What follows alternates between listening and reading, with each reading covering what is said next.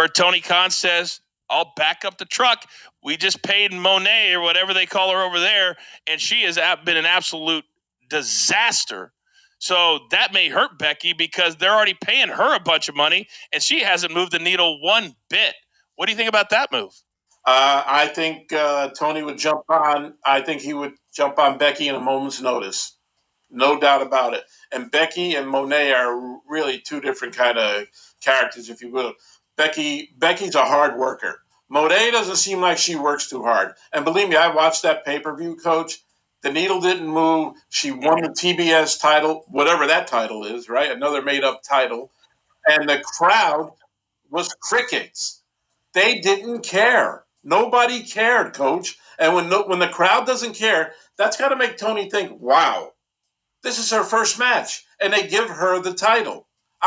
And their crowd doesn't react at all. So they're going to have to turn her heel. It's definitely, she's going to turn on the crowd and everything and make her hate her because she's not very well liked, Coach. Not at all. And I don't think she's great at all. So I never thought she was this whole bag of chips that everybody thought she was here at Sasha Banks. So, and she was difficult to work with, too. It goes way, I mean, she was there when I went back in 17 and 18. And this is not a personal attack on her because I don't know her that well at all. I just know what I saw and I know what I've seen. And there are certain superstars that over the years act a certain way backstage and they get a certain reputation and they can't get rid of that. And Sasha had that. So when you heard some of those numbers that she was asking for, you know, WWE or AEW, I was blown away that either side was even entertaining a deal the magnitude of what she reportedly got. Because I agree with you. She's never been more than you can throw her into a nice match, maybe a title match here or there. You know, to me, that's all she's ever been. She's never been the star that Becky is, or that Charlotte is, or that Rhea is. But she thinks that she is. She thinks she is. And that's a problem sometimes. That's a problem.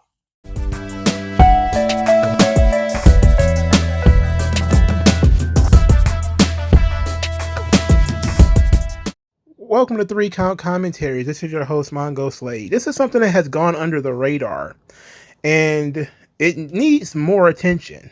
So, Jonathan Coachman on his podcast with Tommy Carlucci, who used to work for WWE. He worked for WWE for like 30 years. So he's a guy who's been there since, I think, WrestleMania, right after WrestleMania 3. So that's what, 1987. I don't know when he separated from the company, but he was there for a long time. Well, the two of them got to talking about Becky Lynch's contract, and they ended up talking about Mercedes Mone, a.k.a. Mercedes Sasha Banks. And then they both proceed to bury her. Both says that she wasn't that good. Both essentially said she didn't really work that hard. She wasn't worth the money that Tony paid her. She's been a disaster for that company. And she's never been the star that she thinks she is, or what other people thought that she was. And most importantly, say she was difficult to work with. Now, her being difficult to work with is what got the headlines. But I wanted to know, how did we get on the subject of Mercedes Mone? And I ended up listening to pretty much the whole clip, and man, they just went ping pong all over this girl. Now, we gotta be honest, and I believe in being honest, and I also believe in being fair. Mercedes, I don't know what she's being paid. If she's being paid what the numbers are saying, which is like, $10 million or some nonsense like that, virtually nobody is worth that kind of money. Virtually nobody. Okay? But in pro wrestling, because how are you going to draw that back?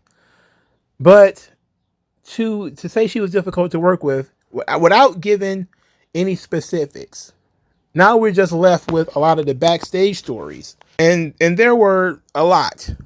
She didn't do herself any favors, I will say, with some of her behavior. Like we've seen in various interviews, most specifically the Stone Cold podcast, where she says she eats steak just like Vince McMahon, and she's no longer just happy to be here, which I didn't have a problem with. I don't have a problem with talent standing up for themselves, and that's why she said she left WWE. It's time to stand up for myself and all this kind of stuff.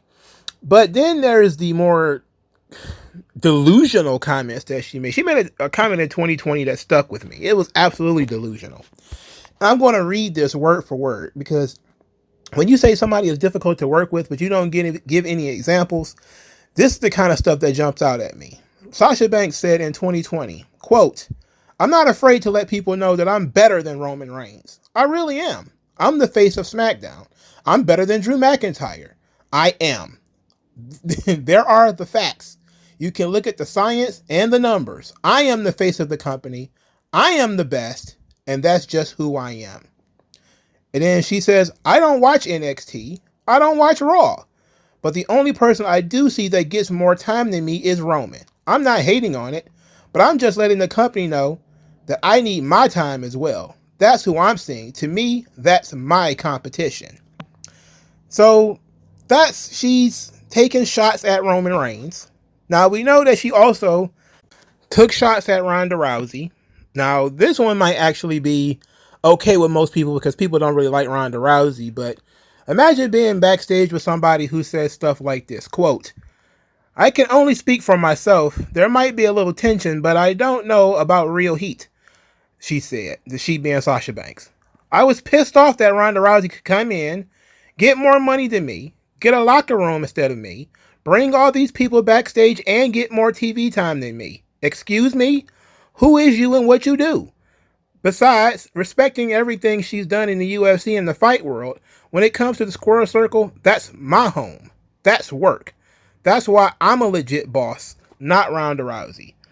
I mean, she's feeling herself, like she's all in on Sasha Banks, right?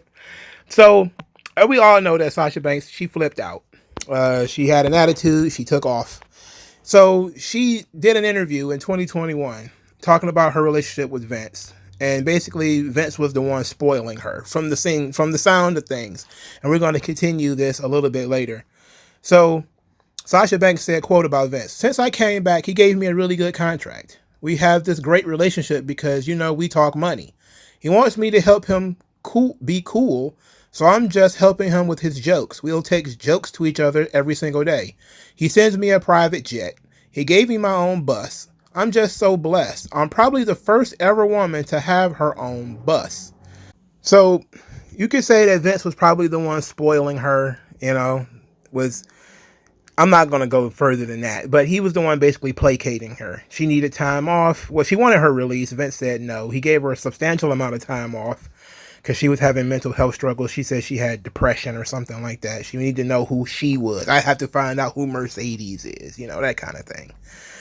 But ultimately, it was reported several times over the years by Meltzer and others about the schism between the management of WWE and Sasha Banks, or it was at one point it was Sasha Banks and Bayley, then it was Sasha Banks and Naomi, of course, leading to the famous walkout where everybody took the side of Sasha Banks.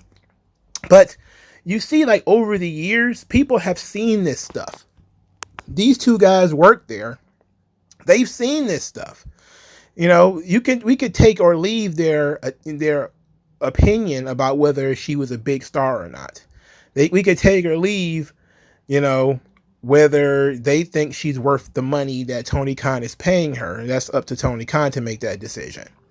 But when you talk about specifically her reputation, her being difficult to work with, well, she talks about it pretty much all the time, that if she had an issue, she would just go straight to Vince.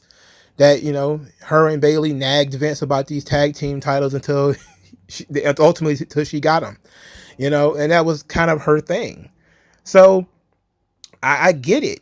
I get that people probably just didn't like her and that she wasn't very well liked. Historically, she's had heat with, we've talked about Ronda Rousey, but we know that she also had a substantial amount of heat for a while with Alexa Bliss. There's been a lot of stuff going on back there.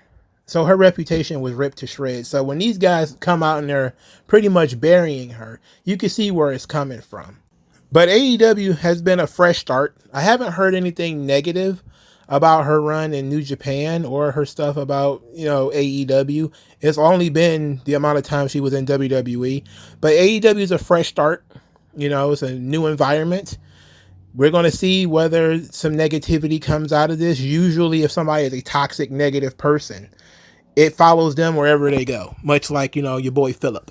So if Sasha Banks ends up being a headache in AEW, we'll find out pretty soon. But for right now, I guess these guys are just not a fan, and I found that to be very entertaining. I personally like Sasha Banks. I've always liked her. I just thought she had a bad attitude, a chip on her shoulder. But that kind of happens when you're not the first one picked sometimes. When you're always, the backup singer, you kind of get the chip on your shoulder. When you're smaller than everybody else and you feel like you get fewer opportunities than everybody else, whether that's true or not, you gain that sort of attitude that she has. And she is very much like CM Punk in my book, where they got more opportunities and complained more than most other people. And their talent is undeniable, but my God, they might not be likable people. But let me know what you guys think. Like, share, subscribe. I'll talk to you guys later.